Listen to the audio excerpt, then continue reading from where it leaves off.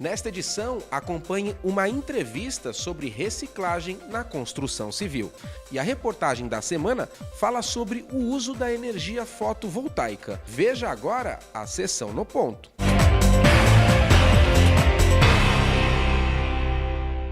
É sempre bom lembrar o nosso Sindicato dos Engenheiros do Estado de São Paulo. Participe, nos ajude a fazer um sindicato cada vez mais forte, cada vez mais presente nas questões da sociedade brasileira. O nosso Sindicato dos Engenheiros não só defende o profissional nas negociações, na questão salarial, como também participa do desenvolvimento e do crescimento do país. Nós temos trabalhos específicos, nós temos núcleos de trabalho dentro do nosso sindicato que discutem energia, saneamento, recursos hídricos, transportes, mobilidade, educação, Amazônia. Nós temos aqui dentro do sindicato a possibilidade de estarmos discutindo e propondo propostas factíveis para que o desenvolvimento e o crescimento e a valorização e oportunidade de trabalho ao profissional e, para não dizer da sociedade brasileira, seja crescente, que nós tenhamos a possibilidade de oferecer melhor qualidade de vida, pensando na sustentabilidade, pensando em cada um dos nossos projetos, apresentando-os de forma propositiva, aonde tem a condição de ser uma coisa factível. Então nós temos o nosso sindicato, um sindicato que hoje participa de todas as questões, todas as negociações do Estado de São Paulo. Venham conosco, nos ajudem, critiquem, ajudem que a gente mude aquilo que estiver errado na sua visão e que nós tenhamos a condição de juntos ter uma vida melhor, um país melhor e a engenharia mais forte nesse país.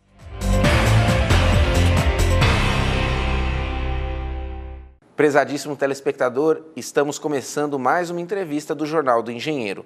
E esta edição foi gravada diretamente do Encontro Ambiental de São Paulo, uma realização do Sindicato dos Engenheiros no Estado de São Paulo e também da Federação Nacional dos Engenheiros. E o tema de hoje é a reciclagem de resíduos da construção civil. Está ao meu lado aqui no estúdio Everton Bartoli, presidente da Associação Brasileira para a Reciclagem de Resíduos da Construção, a ABRECOM. Prazer recebê-lo aqui. Prazer é meu. Everton, você esteve falando com o nosso público a respeito deste assunto. Antes de começarmos, eu queria que você explicasse institucionalmente o que faz a ABRECOM, quem ela representa. Bom, a ABRECOM é uma associação civil sem fins lucrativos. Ela foi fundada em fevereiro de 2011, há pouco mais de 4 anos, e ela representa os interesses das usinas fixas e móveis, tanto da iniciativa privada quanto também usinas públicas, na área de reciclagem de RCD, que a gente chama de resíduo de construção e demolição. Então, ela busca promover a reciclagem no Brasil, estimular a reciclagem, combater o descarte regular, ajudar os entes públicos na criação de legislação, na busca também, dentro dos objetivos da nossa médio e longo prazo, a redução da carga tributária, que é uma das coisas que onera muito a viabilidade do setor. Também a gente procura fazer um papel de educador, porque, querendo ou não, a própria palestra, e a gente também organiza cursos e eventos, procura promover a reciclagem e o conhecimento desde estudantes até estimular novos empreendedores, conscientizar as construtoras sobre a importância da reciclagem, ao uso do agregado reciclado, mostrar as vantagens do produto, que é um produto mais barato. Então é um conjunto de medidas que a associação procura fazer para que os atores envolvidos na cadeia consigam trabalhar de forma mais sinérgica, digamos assim, desde o gerador do resíduo, do transportador, até as usinas. Então, esse é o papel da ABRECOM. E a reciclagem de resíduos da construção civil é muito recente no país?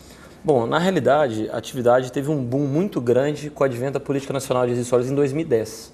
Mas as origens mesmo foram em 2002 com a resolução CONAMA 307. Então, em 2002 começou... antes de 2002 não existia uma lei que de fato regulasse a construção civil, a classificação do resíduo, a responsabilidade dos atores, isso não existia antes. Então, a partir de 2002, criou-se um mercado, mas que de fato só amadureceu e está se consolidando após 2010. Então, a prova disso é a própria Brecon. Ela existe há apenas 4 anos. Então, de fato, é um mercado muito novo se comparado com outros mercados de reciclagem, mas é um mercado muito promissor. Porque se a gente pegar toda a massa de resíduos sólidos urbanos, de 50% a 70% de toda essa massa de resíduos vem da construção civil. Então, de fato, é o maior mercado de reciclagem. E o principal desafio é criar uma cultura de reciclagem? Na verdade, existe uma série de desafios. Eu acho que o desafio ele nasce desde a base, que seria a própria legislação, ou seja, a política nacional ela vem da União, mas ela tem que se desdobrar em políticas estaduais e em planos municipais.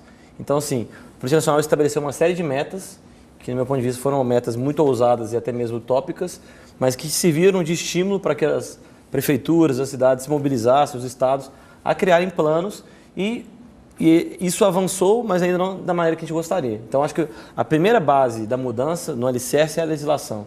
E a segunda base talvez seja a criação de infraestrutura adequada para que os atores envolvidos consigam cumprir o seu papel. O que eu quero dizer com isso? O gerador de resíduo, pela lei, ele é responsável pelo seu resíduo. Então, cabe ao município não só criar a lei, mas dar condições para que ela seja cumprida.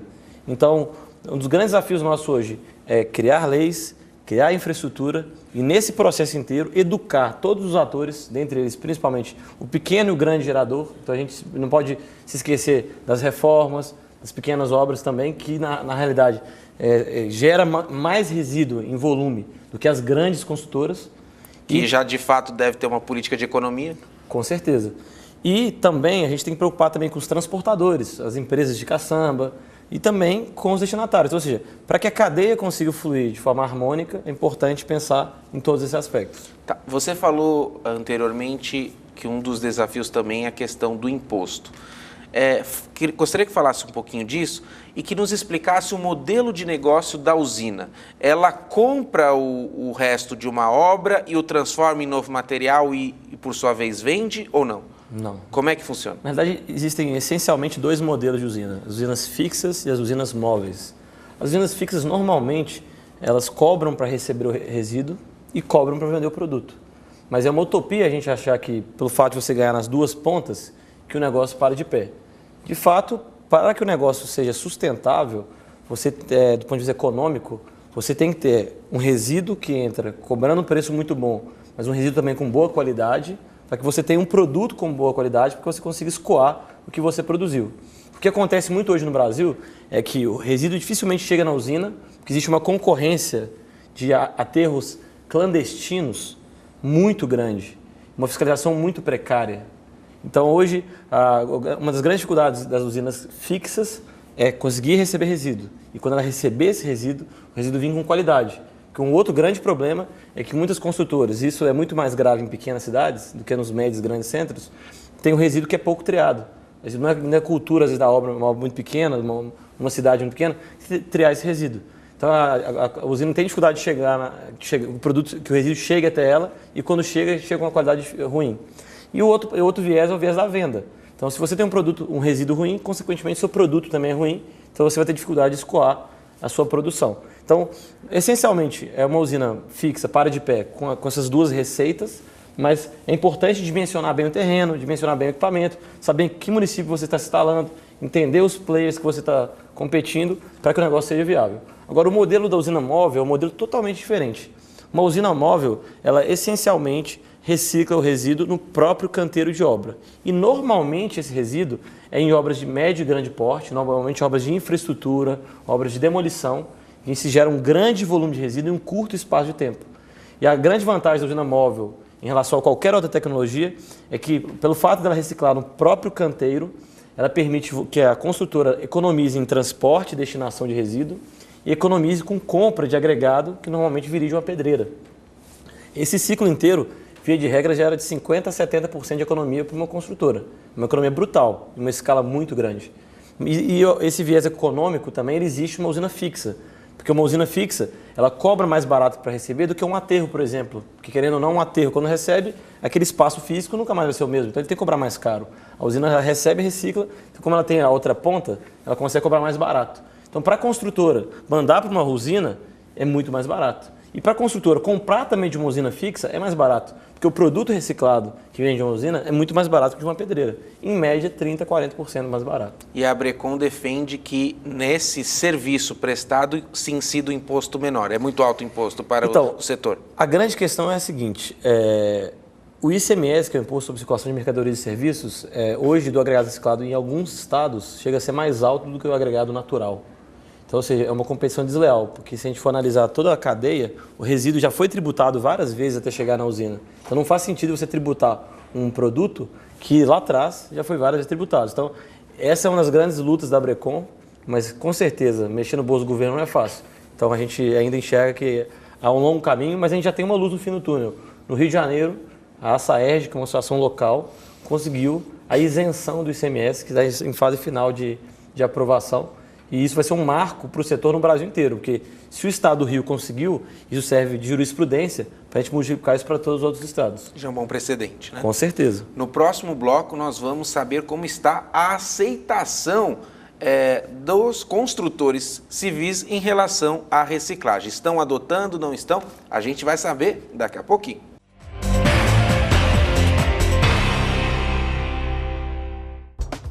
Os associados ao CESP contam com uma assessoria jurídica própria, sempre pronta a esclarecer todas as dúvidas.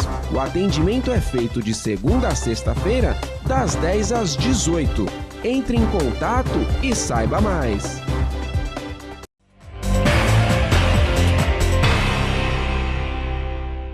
Estamos na entrevista do Jornal do Engenheiro e esta edição foi gravada diretamente do Encontro Ambiental de São Paulo, que movimentou a cidade falando de sustentabilidade. E o evento é uma realização do Sindicato dos Engenheiros no Estado de São Paulo e também da Federação Nacional dos Engenheiros.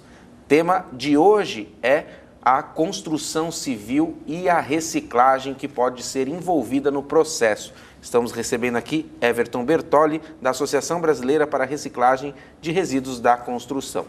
Everton, como está a adoção da reciclagem por parte das construtoras? É um desafio aí ter mais construtoras reciclando ou você acredita que já muitas adotam esse procedimento? Na verdade, como o mercado de reciclagem é um mercado relativamente novo no Brasil, como eu citei anteriormente que isso nasceu a partir de 2002, mas se fortaleceu essencialmente a partir de 2010, a gente percebe que há um crescimento muito importante da consciência da construção civil, sobre o papel da reciclagem, o consumo do agregado, mas ainda há um mercado muito grande a ser explorado. Então, como todo produto novo, é natural uma resistência no início, mas é um produto que tem ganhado campo, tem ganhado mercado, e é cada vez mais comum, é mais usual as construtoras usarem o agregado, estimularem a reciclagem, mesmo porque com o advento de alguns selos vindos de fora do Brasil, como os selos LEED, que é um selo americano, e o selo Aqua, que é um selo que veio da França, o consumo do agregado reciclado e a gestão correta do descarte em locais que reciclam somam pontos para o empreendimento. Então isso fomenta o mercado, isso estimula as pessoas, as empresas a entenderem melhor a importância da reciclagem. Mas é um mercado ainda, de fato, a ser desbravado, mas que cresceu muito e vai crescer muito daqui para frente, com apoio de algumas entidades, como o próprio Sinduscon, a CETESB e por aí vai. Você falou da luta pela redução de impostos ao serviço de reciclagem. E eu queria saber, nesse ponto, como é que a associação conversa, por exemplo, com as autoridades, né? Vocês têm diálogo com o Congresso, já tem conversas também com deputados a respeito aí para que as causas da associação sejam defendidas? Bom, na realidade, a ABDI, a Associação Brasileira de Desenvolvimento da Indústria, fez um estudo muito grande, envolvendo não só a Abrecon, mas como outras entidades de reciclagem de plástico, vidro, entre outros. E esse estudo foi apresentado num pacote no Congresso, de maneira a buscar a isenção para o setor de reciclagem como um todo. A própria Política Nacional de Resíduos Sólidos, ela prevê um estímulo, um incentivo fiscal, uma redução de carga tributária para quem é atuante no setor de reciclagem. Então, a Abrecon procura se envolver de alguma maneira nesses movimentos, mas a gente enxerga que talvez a redução nacional seja algo que demande um tempo muito grande. E talvez a reciclagem, a isenção do ICMS, que é um imposto muito mais local, mais estadual, talvez O Rio de Janeiro, como um grande exemplo, pode estimular a São Paulo, estimular Minas, e isso ser replicado para o Brasil inteiro. Mas a Abrecon, ela tem dado alguns passos nesse sentido, mas ainda é uma coisa que a gente precisa trabalhar mais, é uma coisa que a gente entende que demanda tempo. Perfeito. A Abrecon, na edição passada, participou do Eco São Paulo. E também, nesta edição, participou as duas, estando também com estandes aqui de evento. Qual a importância que a entidade vê de participar de um Eco São Paulo? É fundamental. É um evento que é muito importante, não só no estado de São Paulo, mas é um evento que repercute a nível de Brasil. E a gente enxerga que a Abrecon, participando do evento, ela mostra para todos os seus stakeholders, os atores envolvidos, que ela está preocupada em fomentar, desenvolver conhecimento, de alguma maneira ter contato com os mais variados públicos e mostrar a importância da associação para a sociedade como um todo. Porque, querendo ou não, o evento envolve empreendedores, estudantes, muita gente da área acadêmica, e essas pessoas da área acadêmica, elas têm um papel importante quando elas entram no mercado de trabalho. O mercado de trabalho ele se renova a todo momento. E você incutir para essas pessoas novas que existe a reciclagem, que ela é importante, que ela gera economia de custo, que ela gera uma melhoria de imagem. Então, tudo isso aí a Abrecon ela pondera. Então, se a gente puder participar do maior número possível de eventos, que tem de alguma maneira públicos variados, mas que a sustentabilidade é um dos focos da pauta, a Abrecon vai estar sempre apoiando e de alguma maneira ajudando, contribuindo. Everton, quero muito agradecer a sua presença e eu quero deixar as câmeras abertas para suas considerações finais e também deixar livre para que você passe o site da Abrecon para que as pessoas busquem mais informações a respeito da entidade. Muito obrigado. Bom, a Abrecon, apesar de ser uma entidade muito jovem, ela vem crescendo muito nos últimos anos e ela tem lutado com afinco para que as usinas fixas e móveis espalhadas pelo Brasil consigam, de fato, desenvolver o seu papel. E você é muito importante nessa luta. Você, pequeno gerador, grande gerador, transportador e até mesmo usinas, é importante que cada um entenda o seu papel nessa cadeia e cada um entenda que desempenhando com responsabilidade o que você deve desempenhar, com certeza todo mundo ganha. Então a Abrecon ela procura combater o descarte irregular do resíduo, ela procura fomentar o consumo do agregado, ela procura educar as partes, os atores, para que, no final, a sociedade ganhe. Porque com o descarte correto do resíduo, a gente evita enchente, a gente evita vetores de doença, a gente evita onerar os cofres da prefeitura com coleta corretiva de resíduo, a gente tem uma cidade mais limpa, a gente tem hoje uma população muito mais consciente e, querendo ou não, a gente aumenta a vida útil de aterros, a gente aumenta a vida útil de pedreiras. Tudo isso é benéfico. Acho que a Abrecon ela tem como viés o tripé da sustentabilidade. A gente não quer só respeitar o meio ambiente, a gente quer ter produtos mais baratos, mais acessíveis e a gente quer contribuir para a geração de emprego, geração de renda. Então, eu agradeço pela oportunidade e a mensagem que eu quero deixar é essa.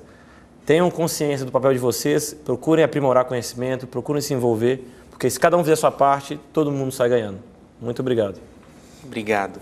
Você acompanhou aí o site abrecon.org.br e eu também quero convidá-los a acessar www.cesp.org.br. Lá você vai poder assistir a este e outros programas e interagir nas nossas mídias sociais. Esta edição do Jornal do Engenheiro não termina aqui. Fique conosco. Um forte abraço e até breve.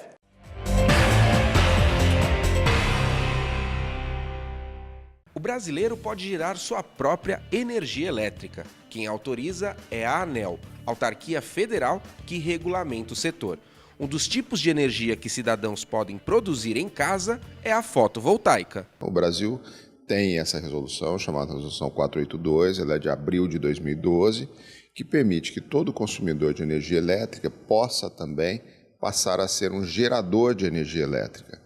Então, aquelas empresas ou pessoas físicas que tiverem interesse em adotar essa tecnologia, eles devem fazer um estudo, um projeto, um dimensionamento, analisar os custos, o investimento necessário e, a partir do momento que se toma a decisão de implantar uma micro ou mini usina fotovoltaica na sua empresa ou residência, Você comunica a sua distribuidora e após o sistema estar implantado, a distribuidora vem e faz a sua conexão com a rede elétrica.